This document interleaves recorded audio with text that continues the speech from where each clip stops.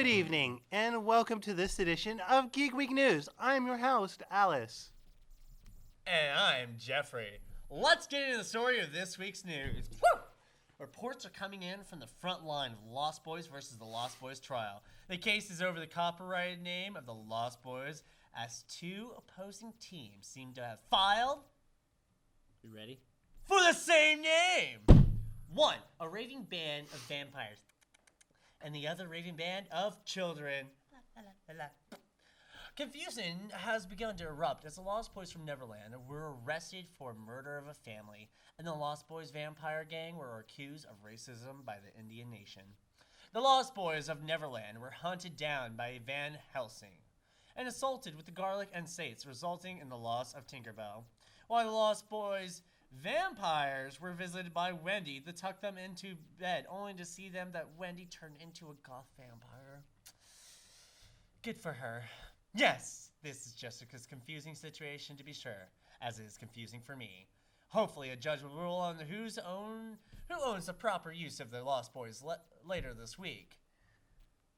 Really? Come on. What do you think of this, Alice? I've always loved the Lost Boy vampires personally, but I thought you would be on the side of the Neverland. Read the script, Alice. In an effort to revitalize the horror icon status, the Union of Classic Monsters is trying to reinvent the stable classic beasties. Such originals as Frankenstein, The Blob are becoming the poster child of a time when terror did not have to come with a bucket of blood and a shiny knife. I love The Blob. So cute. Everybody loves The Blob. Yes.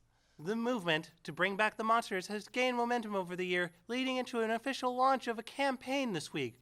Representatives for the union held a press conference where they fielded questions from eager horror fans as to how they would reboot the classic monsters for today's generation. The reps assured fans that no, vampires do not sparkle. Yes, werewolves do howl and hunt, and do not worry about blue jeans, and that the dead will rise again. But maybe these days, as they seem the it thing to do. The union is backed by many celebrities, as the word is out. You can't kill classics, but you can kill the slashers, which always happens. That is true. You can't kill the classics, but you can always kill the slashers. I wonder if you're a slasher. Only on myself. Pumpkinhead and Ghost Rider are teaming up for the brand new reality show entitled Vengeance in Ours. That's right, the two heavy hitters of Vengeance dealing with mayhem are finally coming together for the show despite rumors in their rivalry. Tabloids for years have pitted the two death dealers against one another, with he said, she said shenanigans leading to the very public altercation in California that has left half of Hollywood in flames and the other half in pieces when the two went on a vengeance spree to see who was better at it. The new show, Vengeance is Ours, is filming now, and the early reports are indicating that things are proceeding to okay outside of the constant flow of interns being sacrificed to keep Pumpkinhead going. Look for the show soon, as no premiere date has been set on yet. You know, this reminds me of the time when you're listening in the Night Vale, always the interns, every single intern they had has died. Except for, like, I think one or two. I don't know. Spoiler alert! Anyways, but, yeah. Interns dying. We're interns. But I'm a co-host on the show as well now. Still counts as internships. Crap. Jack Skellington is up to his old tricks again as he has taken over yet another holiday. But no, it is not Christmas this time. But it's also not an exciting one. No, Jack has taken over Thanksgiving. Yes, you heard me right. Thanksgiving. And no one has noticed, as Thanksgiving has been overlooked for generations, as it is completely overshadowed by Halloween and Christmas. Citizens of Halloween Town report that Jack was just so busy that he needed to take a vacation, so he decided to take over the sleepy little town of Thanksgivingsville. Jack reports that life is okay, despite the Puritans giving him the evil eye and the occasional trying to burn him at the stake. Also, the constant hunting and death of turkeys has kept his bloodlust in check. But the question, maybe.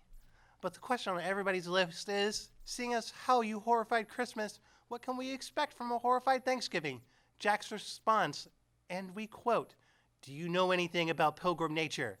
It's horrifying enough with the incurable disease, witch hunts, decimation of an entire native race, and the fact that Thanksgiving is overlooked just adds to the horror of the holiday.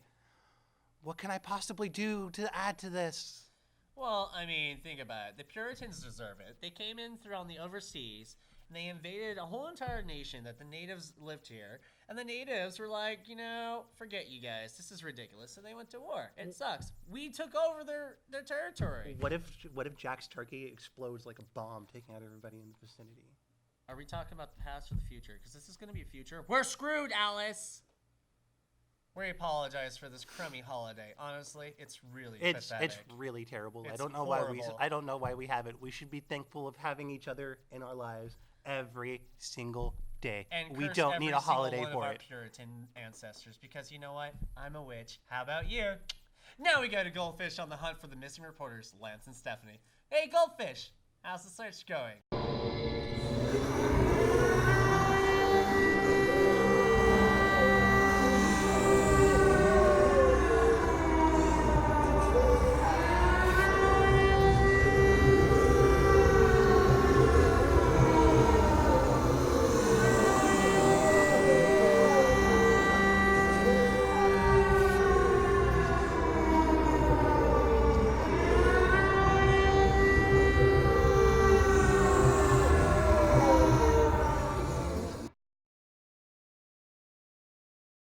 I hope they brought a radio with them. Are you kidding me? The demon spawn need to be afraid of Goldfish.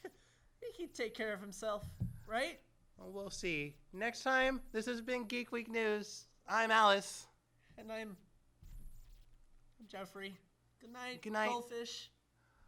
Did you hear hear that? that?